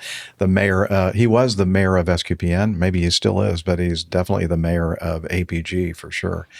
And Tim so Van many Ram. of you in our live audience have been with us for so many of these years, and we do appreciate. I mean, you guys are part of our family, and whether you want to be or not. So yeah. Yeah, even if you're the funny drunk uncle. Funny drunk uncle, yeah. Anyway. But doesn't matter how long you've been with us, you're part of the family. Yep, exactly. I mean, if this is the first time you're listening to the show, yeah. We're not always this bad. You're part of the family, and we don't normally do this every show. It's not every show that we kind of can talk about the 700th episode. Mm-hmm. Anyway, so... congratulations, Jeff and crew. Yeah, Excellent congratulations work. to all of us for 700. Indeed. And as far as me and what I've been doing between shows, nothing. Well, doing my normal stuff, the singing stuff, but that's pretty much it. There was another thing, but I'll talk about it. It's fine. Well, I talked about our get-together, quick get-together before you left for Arkansas, if that's what you're talking about. How could you? It hadn't happened yet. It had. Yeah, it was that night, I think. Which I talked about it that afternoon. No. It was the next afternoon we recorded. It was the next afternoon because I remember talking about it. I remember putting all the pictures and the chapter images and everything on the 699. You just haven't looked at it yet and listened. From Busted. Our dinner on Thursday. Mm-hmm. That was you met me after the recording. Didn't you? Have you paid for the No, that was 5-minute Wednesday. argument, That was or is Wednesday. this the You're full right. half hour? Gonna go to the I know that we threw that picture up when we were recording the show. That's all. Well, you know I know, what? AJ. The good I news remember is one if it did indeed happen that way, there is evidence of it because all we have to do is let's go back and look at the show. And yeah. All right, fine. You were right. Happens I have every an once in a while. invitation from Dana. Okay, go ahead. Dana says, Captain Dana, Jeff, you should come out to the lake this summer if you'd like. We are there almost every weekend right up the road from you on Lanier. Oh, okay, cool. Yeah, I'll call you. Thanks for the invitation, Captain Dana. I'd love to see you and your lovely wife. All right. So yeah, I've just been doing, as I said before, nothing but doing my normal singing stuff over the weekend, last weekend. And it's been a very quiet week for me. So who would like to go next? Steph would Me? like to go Okay, next. I'm looking according for to Liz. a photo here real quick that I did Okay. not send to Liz. But I should be able to share it as long as I don't end up sharing all of my random Be photos in careful. my I know. I missed you guys last week, I think. No, I was here. That was the show that you were just discussing that I did see all the stuff with your meetup with AJ, right? Yeah, okay. I was here. Sorry, it's been a week. There's been a lot going on. None of it is exciting, unfortunately. It's just been a lot of work. Over the weekend, I was up in Asheville. We had a strategic growth planning retreat for my work, which is this the one that was delayed by the weather last time? Yes, it was supposed to happen sometime in late January or early February, and we had a couple weeks in a row where there were significant ice storm and snowstorm forecast, and it was supposed to be one of those weekends. Right. Probably everybody would have been okay to drive there and back, but nobody wanted to chance it because it's the South, and it just sometimes that's sketchy down here. So fair enough, we rescheduled it for this past weekend. Actually, the meeting itself was, I think it was productive. Don't ask me to tell you what came out of it yet, because that's still being processed, I suppose. But a lot of, proprietary, Liz says.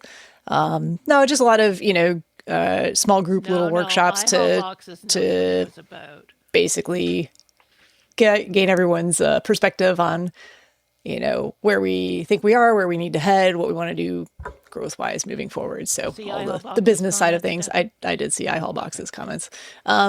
No skiing trip on this one, unfortunately. Well, you said you were planning your ski trip. Planning the skiing trip. Yeah. No, I'm trying to plan my ski trip for next year. I think it's going to have to change a little bit, unfortunately. So strategic growth is an odd way to spell skiing. Yeah. But anyway, I'm going to show a picture here because we held the retreat at the Grove Park Inn, which is a cool hotel in Asheville, kind of up. It's a really nice, swanky place. But I was driving there after work on Friday, and the first picture unfortunately did not turn out because I was a bit surprised and tried to grab a picture and it didn't focus correctly from the phone holder that I had in my car. But the second one, you'll definitely be able to see what I saw as I was approaching the Grove Park Inn, probably less than a quarter mile away from the entrance, just going through a neighborhood in Asheville. Oh, look at that. That's a bear. That's a black bear. That's a black bear. Wow. Very, very cute. Not the largest bear, but this did influence small. my decision. Not Is small that Yogi either. or Boo Boo? I think more like Boo Boo. Unsure. This did influence my decision to not go running in the dark around the neighborhood the next morning outside. Thought that was not a great idea. Mm-hmm. Unfortunately, the hotel gym did not open until 6:30 in the morning, which was only a half an hour before our workshop started, so I didn't get a run at the gym either. Slacker, Steph. Oh. I know. I took a day off. I messaged my coach and apologized, but it's all right. But yeah, that's wildlife of North Carolina right there in someone's driveway. See, you're thinking that Steph doesn't experience wildlife, but there she did right there. She's wild. I think it's keen when we get a hedgehog. It was literally walking down the sidewalk. My first not this picture, but my first picture, I wish it turned out because he was face on to me, and he's got just really pretty markings on his face with the lighter brown and the darker brown. And I was like, it was so out of what I was expecting to see at that moment. It really caught me off guard, but yeah. Yeah. Well, anything else going on besides work, and no, it was back wildlife? to work. All I've done this week is work. I saw one of the dogs jump up on the couch behind you when you were talking. Yeah, that's exciting. Look at that. Not wildlife. No. Very domestic life. And he looks like he's sleeping. Nice. Cute. All right. Who's next then? Who's next? Alpha Juliet? Yeah. I got to go, I'm guessing you talked about it a little bit, but got to go on the fly-in for that other podcast, which was super fun. So took the trusty 182 and went up to Bentonville, Arkansas, home of Walmart. They have a very nice example of a Walmart, which was pretty cool. It was a nice flight over there, except for I saw a 49-knot headwind directly on the nose most of the way from Atlanta to Arkansas. So that was unpleasant. And that was at about 4,000 feet going up. It got worse and worse and worse. So yeah, we kind of just hugged the ground all the way over there. What's your effective ground speed then with that 49 knot? The lowest I saw at any point was 89 knots. Ooh. Yeah. A term I learned in the military is suboptimal. Suboptimal. Yeah. Took you a but while it was a great flight. Got to take some good friends with me. So one of which is, haven't seen him in the chat tonight, but he's often in our chat. And the back left in that picture, but he's the back right seat of the airplane. So Chuck is often in our chat. His cat is your biggest fan. You might remember. Yes, yes. Yeah, had a great flight. This airport that we went to, Thaden Field, Bentonville, Arkansas, amazing airport. I think it's possibly the most amazing general aviation airport that I've ever been to. And actually, I'd expand that to most airports that I've ever been to. They have a roundabout for airplanes. It was the most ingenious thing I've ever seen. They can pack so many airplanes onto the ramp with such a small actual footprint. Really, really cool. And I'm curious, are those guys like grading landings? Are they holding up? There we go. Yep. Yes, we are. So this, I don't know if you can see it, but this airplane right here, this Carbon Cub that's coming in, is a friend of ours, one of our group. He has recently gotten that airplane, and he told a kind of a funny story that on the way over, he's very, very experienced pilot, but very new to this airplane. And he flew most of the way over with what he thought was a trim malfunction or runaway trim. Was having some issues with the trim system. And it turns out that there is a control switch that selects the rear seat or the front seat for trim, or which stick has the control. So he flew most of the way over there with his arms wrapped around the stick, just flying. And then somebody, I don't remember how it happened, if he texted somebody or called with his Bluetooth phone or whatever, Bluetooth to his headset or something, but somehow he got the advice. He said, check the trim priority switch. And he looks up and he goes, the what? Oh. Oh, that.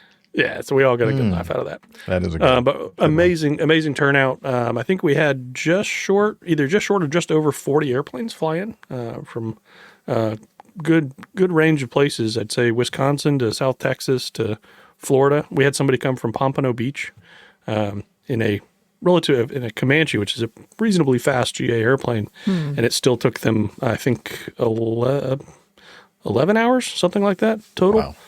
Wow. Yeah, long flight, but really, really amazing time. Got to have a wings credit seminar during the weekend from a very good CFI. Talked about pre-flights and things like that. I wasn't done with that yet. Oh, okay. There's more. So I was talking about this airport. The other cool thing about this airport is that it's on Lake Bentonville, which is Lake Benton, I think. It's not a huge lake, but that's the patio right here where it says Cafe Louise. It's Louise Thaden Field. So there's a restaurant in the bottom of the FBO. You can go up and sit on the patio, and they have a little QR code that you scan, and they'll bring your food and bring your drinks and stuff up to you. Awesome. Nice. But then you can go fishing in the lake or kayaking. And this is the lake, this is the roundabout, and right over here is the runway. So the runway actually extends out into the lake that you could kayak on. It was a very interesting situation they had going, but it's an amazing place and in the middle of a small town in Arkansas. So it was kind of surprising. Another cool thing, and I didn't get very many pictures of it, but Game Aerospace is also located on this airport. So they make the Game Bird. It's a new aerobatic, think like an Extra 300 or the Edge 540 type aircraft. So you see them in a lot of air show acts and things like that. And it's a relatively new company. They're completely carbon fiber. We get to tour their whole facility and how they make the fuselage. They make the entire airplane on this airport. Really, really neat to get to go through that. And so they were flying them every day, doing instruction for new owners or just doing cool stuff with them. And so they were coming in and out all day long. It's like a air show all the time. Yeah, they had this neat little kind of retro airline flight sign, with the flight times back in the day, and they had it all flipped over to welcome us there. It was cool. And they got to do a little scenic flying. I don't know if any of you guys have spent much time in the Ozarks, but there is some absolutely gorgeous flying up there. Just absolutely beautiful. The lakes, tons of these tiny little airports, little 2,000, 2,500 foot, 3,000 foot strips up in the hills and stuff. Had an absolute blast. Went out on Saturday night, or Saturday evening, just before sunset, and then went up to this little airport called Carroll County. And I just thought this was a really cool picture because we just lined up on the runway, and you can see the Ozarks in the background, kind of starting to get covered by the haze and the fog. Absolutely gorgeous. And then this was our flight home. Got a little cloudier on the way home on Sunday morning. We were we were kind of racing ahead of that front that came through earlier this week. And as the crew noticed, we're all still in the airplane, headed back home. And then Stephen managed to get a video of me landing that Saturday night coming back, and it was a little bit gusty. I was pretty happy with it. But if you listen close, you might hear somebody say something. We won't hear it. Oh, you won't hear it? Okay. No. There was a couple of spectators on the patio, and in the background of the video, as soon as I touch down, you hear someone go, "Nice."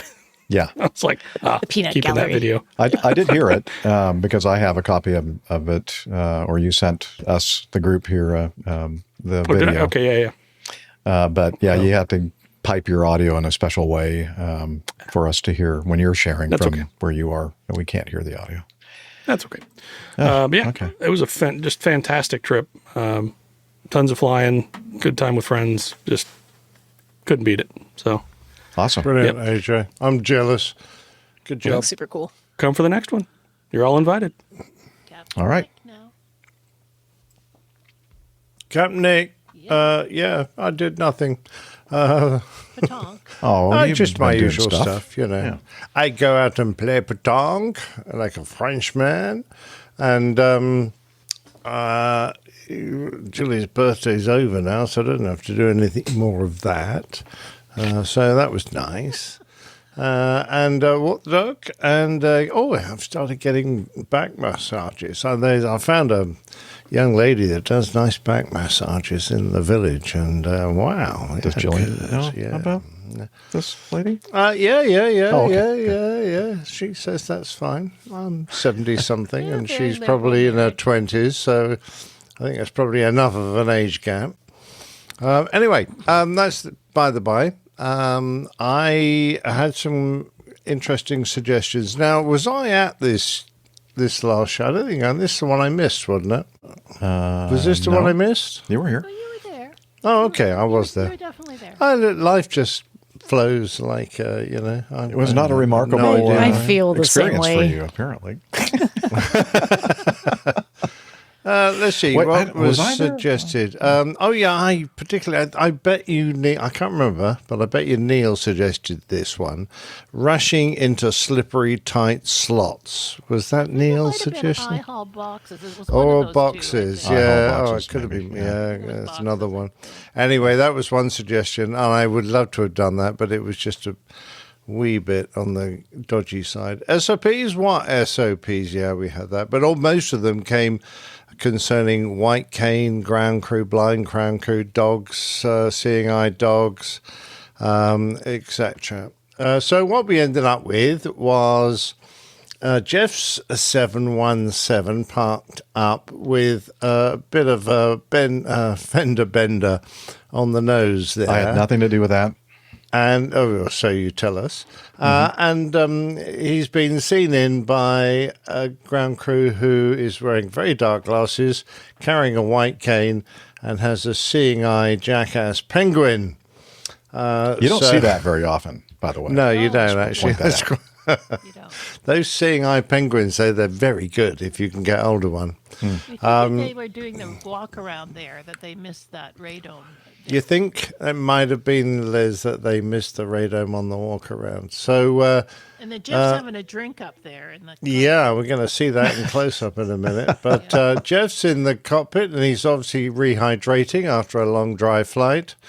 And the title was "What the Eye Doesn't See," and I have put that in a vaguely biblical. It's a biblical quotation. That "What the Eye Doesn't See." So eye has not seen, ear has not heard what God has ready.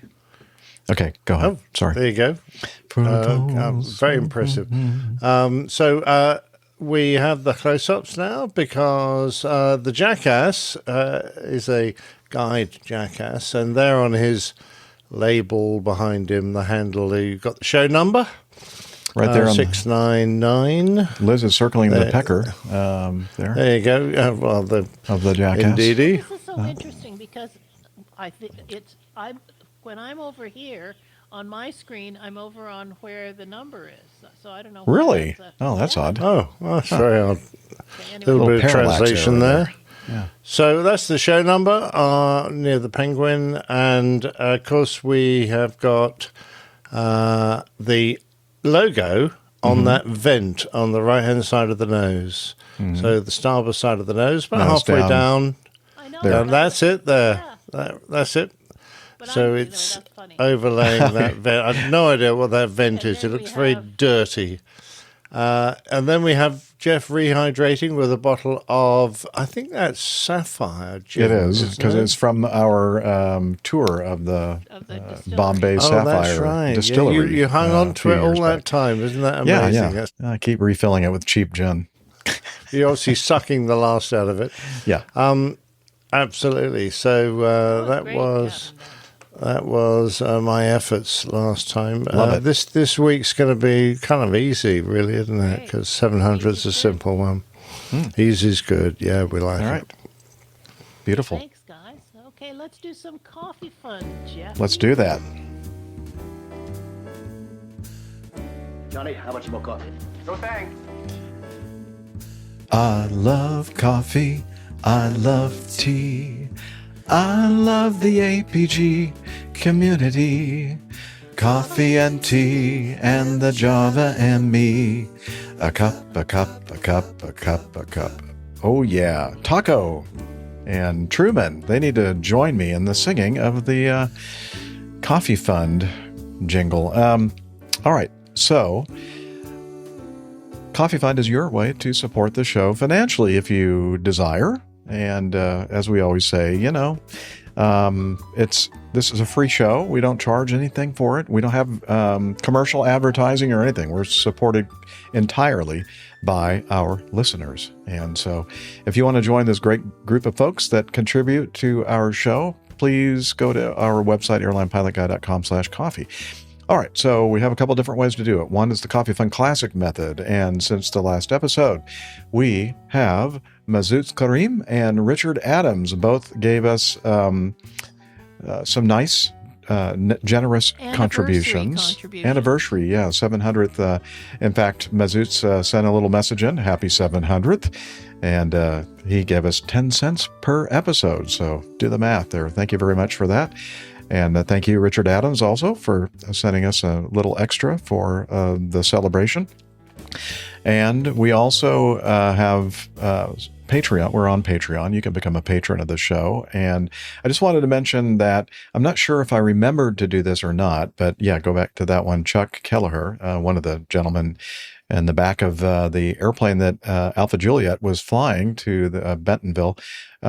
He started off as a producer and now is an executive producer. And I'm not sure if I mentioned that. It's been a couple of weeks now. Maybe I did, maybe I didn't. I don't remember. But just in case, I went ahead and made a slide for Chuck. So thank you, Chuck, for that, for upgrading your tier. And if you're interested at all in contributing to our show, please do head over to airlinepilotguy.com/coffee. Well, you'll be glad you did, and we will too. Excellent.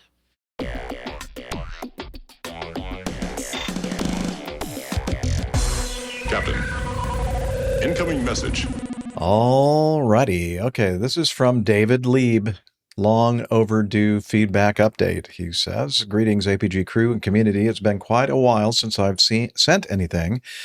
Okay, let me try this again. It's been quite a while since I've sent anything in or even caught up in person, as I've unfortunately missed some of the recent meetups. I would have loved to have been in New York City and even LA, but alas, it just wasn't in the cards. There's a lot going on in my life, and I've been very busy, music and otherwise. Don't worry, it's all good stuff. More on that later. I'm still a few episodes behind, so pardon me for referencing items that were discussed quite some time ago. First, let's go back to APG 690, the Atari Ferrari. I was pleasantly surprised to hear my name mentioned during the Coffee Fund segment, but then shocked at what followed. Jeff announced that I had increased my Patreon contribution and was now an assistant senior executive producer. Well, as much as I appreciated the shout out, I was stunned because I made no change to my Patreon. I checked my account just to be sure everything was kosher, and I realized what the issue was. A couple of months ago, I was notified that my payment didn't go through due to an expired card. I had to change my payment method. When I did that, it must have alerted you to my contribution, making it look like I increased my level. I'm happy to say nothing has changed in the last 4 years, as I've actually been an assistant senior executive producer since February 12th of 2022. Wow. Thank you, David. Yeah, it's been so long, I'd forgotten that.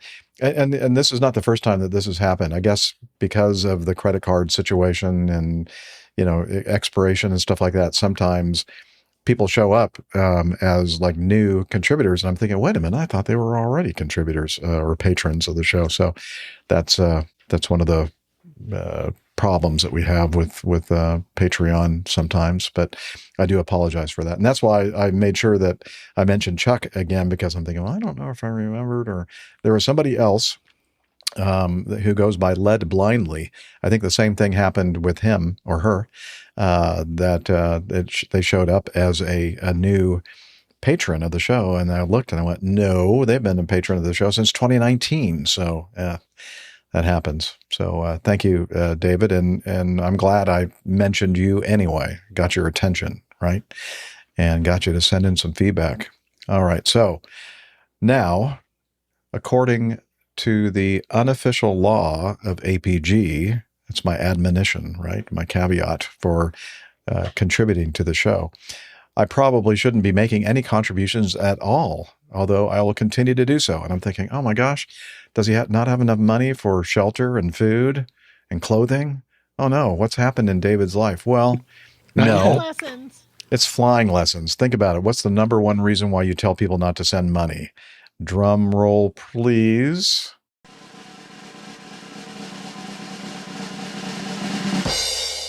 For quite some time now, I've been a student pilot. Yay! Well done. Excellent. I'm doing my training at a small airport near my house, Kilo Golf Hotel Golf in Marshfield, Massachusetts, flying the Piper PA-28161, aka the Warrior. This field is on the south side or south shore of Massachusetts, just a little north of Plymouth. I know Captain Dana is very familiar with this area, as I believe he did some of his early training nearby and is a native of the area as well. It's been a long and arduous journey so far. I'll elaborate more on that another time. I don't want to take up too much time here, but I realized I hadn't shared this news yet. I'm over 30 hours in, and it took quite a while, but I did recently solo. Again, another round of applause. Fantastic. That's a big thing nice in the job. world of pilots. How much better did the airplane fly without your instructor in it? So much better. Or just how much differently, and were you prepared for that? Because my instructor was not, or my first instructor was not anywhere near the same size as me. So I was a little surprised, to be honest. Yeah, Dana said that's where he took his first flight at Kilo Golf Hotel Golf, Marshfield. Wow. Okay. He said, so going back to David Lieb's solo, however, it was at sunset and I only got a couple of laps in. We were racing against the clock, but I'm so glad it happened that day. Between the unpredictable weather up here and switching instructors a couple of times, I'm definitely not as far along as you think I would be, but I'm enjoying the journey, and that's what matters. Damn right. As we get into spring, hopefully I'll have the opportunity to fly at least a couple of times per week instead of once every 2 to 3 weeks. I'm looking forward to more solo flights and my upcoming cross-country trips. I've always wanted to do this, and Jeff, I remember I've told you I made a couple of attempts previously, but it never worked out. I'm sticking to it now, and we'll send more updates specific to this in the near future. We look forward to that, David. I'm including a couple of photos from my first solo day, the sunset pic of me I took when I leveled off on Crosswind, and it's now my Facebook profile picture. And then moving on. The next item is from 692 Wheel of Fortune. I just wanted to comment on Dr. Steph's trip to Savannah and congratulate her on qualifying for the Boston Marathon. Yay. Thank you. My sister and brother-in-law live there, and I visit quite frequently. Last time I was there in January, we had dinner at Vic's on the river, so it was nice to hear Steph mention she had been there as well. Just looking at the pictures, I knew exactly where she was, but felt bad about all the rain. Steph? Yeah, it was a rainy day. It's Boston. What do you expect? You know, we made the best of it. No, it was Savannah, Georgia. But Steph, I hope you get back there another time when the weather is more pleasant. It's an absolutely beautiful area, and I encourage anyone to pay a visit if they haven't already. She mentioned flying first class on the E-175 for that short flight to Hilton Head. I wind up on that aircraft quite frequently, traveling not only to LaGuardia and Newark, but also further to Nashville and Charlotte. I always try to be in a single seat on the left side. Usually I'm in 1A or 2A. For those of you who don't know, I'm based in the Boston area, but travel to those locations quite often for my music work and social visits. It's funny how often I wind up in first class on those planes. It's become a way of life for me lately. I have platinum status with Delta again this year, so life is good in the travel department. Yeah. Fancy. Yeah, with that status. Looks like we're at APG 700 now, as episode 699 was recently dropped in my inbox. Congrats on another milestone. Proud to say I've now been a listener and contributor for about 8 years, since episode 312, Airing Your Dirty Laundry. Well, that was the name of that episode, 312, Airing Your Dirty Laundry. Peace and love to you all. It's a crazy world out there, especially these days. Yeah, it is. I'm keeping the blue side up, and y'all do the same. Talons, Douglas, David Lieb. Well done. Great feedback. Great feedback. Yeah, really good. Applause. Yes, he's here with us and live. I would like to point out one thing. Isn't the blue on the bottom of his airplane? Yeah. So he needs to keep the blue of the airplane. Oh, yeah, don't keep the blue side up. And the blue of the sky up. Blue side, yeah, good. Don't point. specific about our That could get really blues. confusing. Don't put the blues together. Yeah, the blues should never Don't touch. let the streams cross. Oh, man. Good looking airplane there, that Warrior. Nice. Yeah, nice. Yeah. Nice. That's awesome. So, Jeff, All right. let's do number 7. I Let's think do number Captain 7. Nick would like to do this one, and then maybe Okay. we'll be wrapping at that after that. We'll see. Okay. Well, Captain Nick, would you do the honors to do this piece of feedback, number 7, from Andrew Certainly, Wright? Yeah. This is from Andrew Wright, who is a listener and also a broadcaster in his own right. So he's got his own podcast and he works for a TV station in London. Radio and TV station in London associated with the Times newspaper. Anyway, he wrote saying, "Hope you're well. I'm just back from Johannesburg and wanted to pick your brains as a wise owl on the thorny topic of passengers versus perishable cargo." Well, passengers and cargo are all perishable when they're in an airliner. But anyway, he says, "I vaguely remember a story about this. I've just had a wonderful 60 hours in South Africa, a flying visit, with 2 of your former colleagues who took me as a companion on their recent rostered trip. As you know, this is the standby merry-go-round." So I'm assuming Andrew was travelling as a companion on a staff travel ticket. Heathrow to Joburg was fine. There were 60 spare seats. Wow. No one likes flying on those Dreamliners. On the Boeing 787, and I got upper class. Oh, yes. Very nice. Lots of champers and a lovely meal. And a good sleep, I hope. On the way back, the fun started. After loading a ton of fresh fruit into the cargo hold, I was nearly offloaded with the other companions. Eventually, we left with 14 empty seats and used almost the entire runway before rotation. Well, that's common. I probably mentioned it before, but Joburg's at high altitude, 5,500 feet, and it's pretty warm there.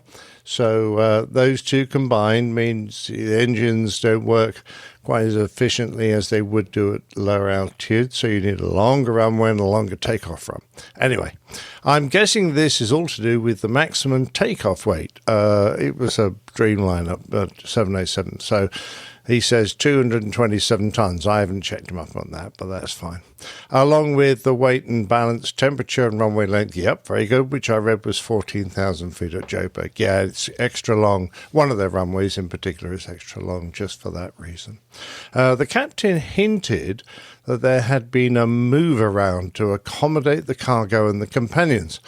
But I'd love to hear your insight on how this is achieved. Thanks in advance. With kind regards, Andrew. So Andrew wanted to know how he got on when, in theory, they had too much cargo, I think, and the cargo was perishable. And they didn't. The reason that is important is because you don't really leave perishable cargo behind because you're contracted to fly with cargo. If you leave perishes. Something that, yeah, exactly. Something by the time you go back to get it, it's going to be kind of because we only do one a day to Joburg, and by the time you get that to that cargo on the next flight, it's going to be all smelly and horrible, moldy. Yeah, exactly. So that's why it's usually quite expensive sometimes to move perishable cargo, but it obviously has priority. I responded and hopefully explained exactly what's going on. And bearing in mind I'm now well retired from the industry, I have to reveal these secrets. Yes, I said, Andrew, the issue with denying boarding when there are empty seats often came up at Joburg, as it obviously upsets folk. It was, and it's confusing for them when they see that there is an empty seat on the aircraft, but they're being denied travel. Yeah, you're quite right. Because of the airport altitude and high temperature, which we refer to as density altitude, that's a combination of those factors, our maximum takeoff weight is often reduced, which means offloading something. So even though the published figure is there, sometimes you can't achieve that published figure because of the density altitude, the runway length, etc., etc. The first to go, if you need to offload something, would be staff travellers, because funny old thing, they're complete freeloaders, and you don't really want to carry them because they do nothing but complain and make the place smelly. Are they also perishables? Yeah, but not nearly as perishable as fruit. So first to go staff travellers because they're cheap and they're not going to complain. But we might try to trick the system to get the few hundred kilograms, that's all it needs, to get our companions on. So this is kind of a bit of a secret here. So don't listen if you're interested. Don't incriminate yourself, Captain Nick. I'll try. It's too late now. By the way, I mentioned our evening departures were all about reducing density altitude because we tried to depart when the air was cool before the airport shut so that we got the best performance out of the engines. The first trick was taxi fuel. We would pretend that we needed more taxi fuel than was actually required. This meant we told the system we'd burn a little more fuel on the ground before takeoff. That would make the aircraft a little lighter, in theory, which would allow us the weight to put the passengers on, the companions. This was often all that was needed to get a couple of companions on. The other was to juggle our fuel requirements so that we needed to leave a whole pallet of cargo behind. Pallets could weigh, a couple of tons. And if we took just enough fuel on board to prevent a pallet from being loaded, because that would have exceeded the max takeoff weight, we could create an underload that would allow the staff passengers to get on. See how sneaky we were? We're very sneaky people. Both these issues needed a friendly traffic officer who'd let it all go rather than finding little lumps of cargo to slip into the bulk cargo holder at the back end and fill up that underload. So You needed to be nice to the staff as well at Jobo, but they always knew that one day they would need to take perhaps advantage of this system to get on a flight. Anyway, most great, but the old one liked to try and force the issue.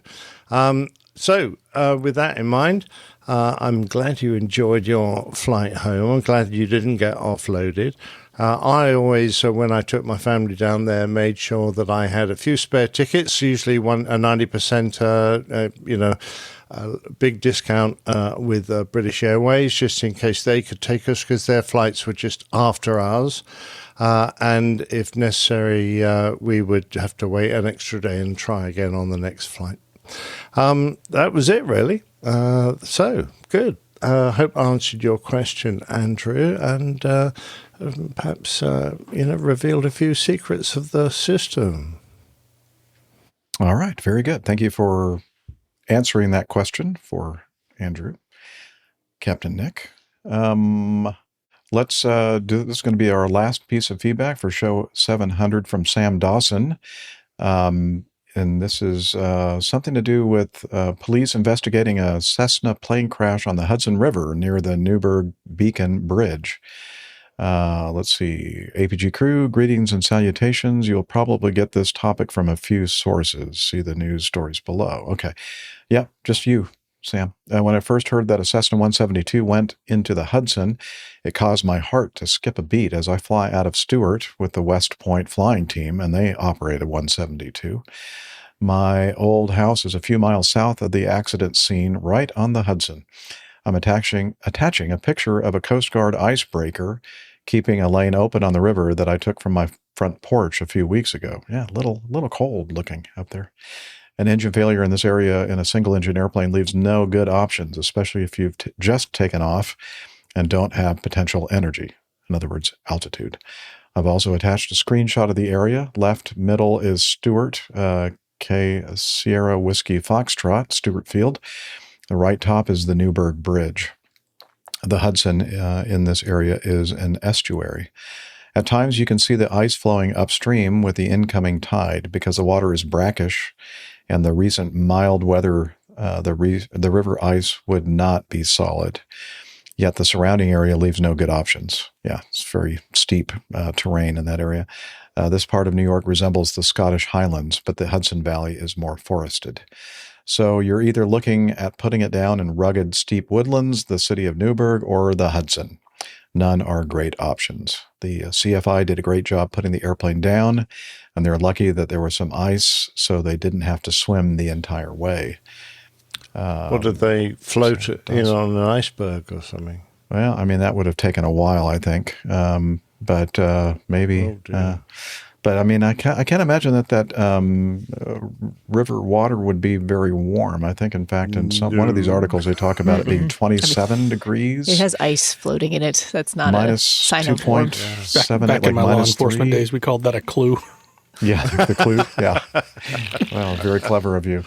So the Cessna, I'll just read from one of these articles here. The Cessna 172 was substantially damaged Monday evening after ditching in the Hudson River during an apparent approach to New York's Stewart International Airport. The single-engine aircraft was carrying a pilot and one passenger when it went down about 8 p.m. That doesn't help. Dark.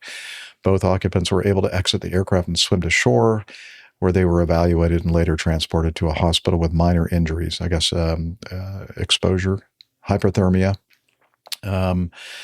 Let's see, the aircraft, a 1978 Cessna 172N, which appears to be owned by a flight school, departed Long Island MacArthur Airport in Ronkonkoma. Is that how you say that? Ronkonkoma, okay, and was en route to Stuart. The aircraft attempted an emergency landing in the Hudson River near the Newburgh-Beacon Bridge. The occupants were able to safely extricate themselves and swim to shore. The passengers were evaluated by the town of Newburgh Emergency Medical Services on scene before being transported to the hospital. Yeah, the weather at the time of the incident reported clear skies, 7 miles visibility, and really cold water in the river. Temperature 27 degrees Fahrenheit, which is about almost minus 3 Celsius.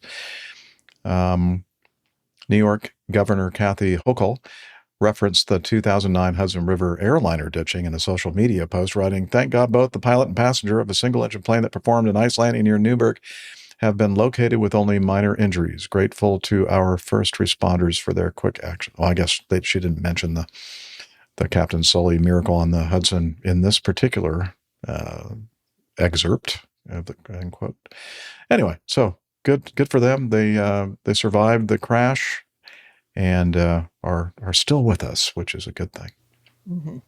Thank you. Sam has a little comment there about his wife's retirement. Oh, that's right. He references Steph in it. Okay, and so a postscript in his feedback to us. My wife is retiring from the military after 34 years, 20 as an orthopedic surgeon and sports medicine doctor.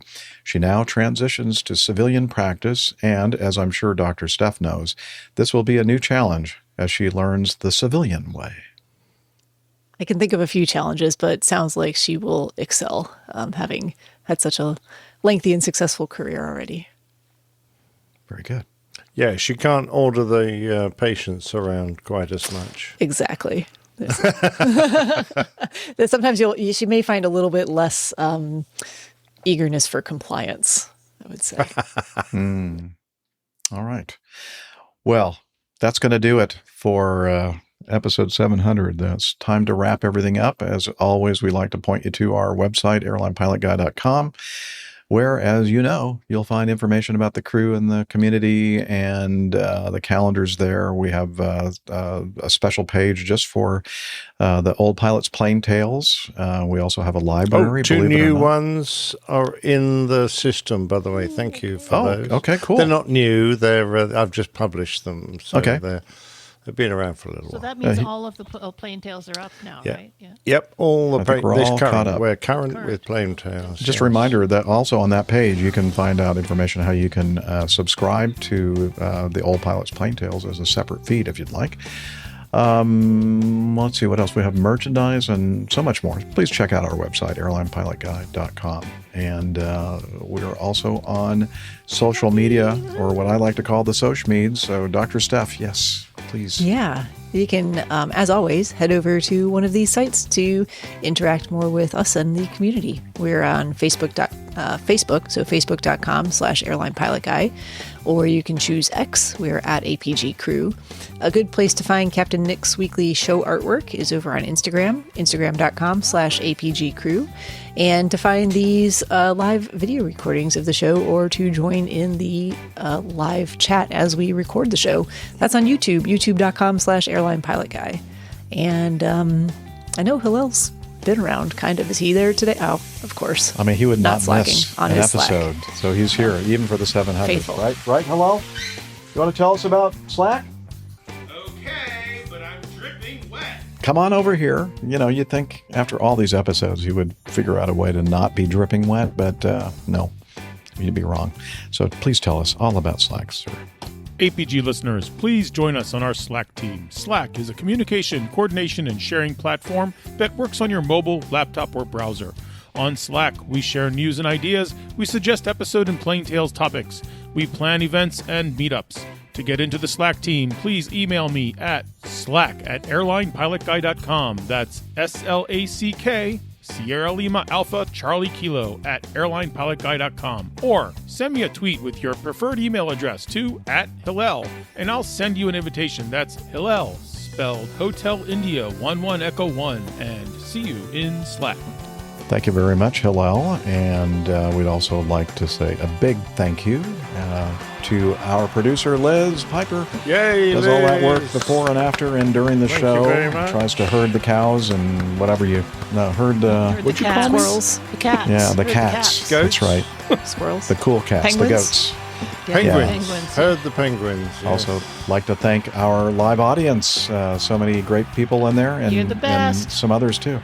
No, I'm just kidding. You're all great people. Thank you so much for being a part of this. And yeah, so 700. Wow. Yeah. Oh, okay. Very impressive. Yeah, Wow. That's a lot. it is. That's a lot. That's a lot of episodes for sure. So thank you so much, everyone listening and here with us live on this show recording today. You guys mean so much to me, and I'm glad you're here to be able to celebrate this with us. And I guess we'll just sign off by saying, as we always do, or I like to say, wishing you clear skies, unlimited visibility, and tailwinds, or talons, Douglas. Cheers, y'all.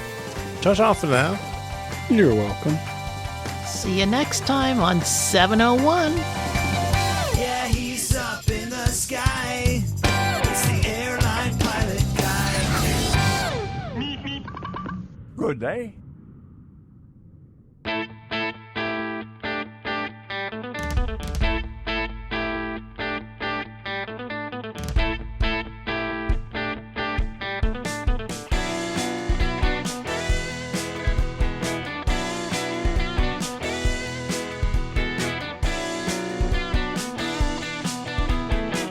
I used to be such a good pilot till I started APG.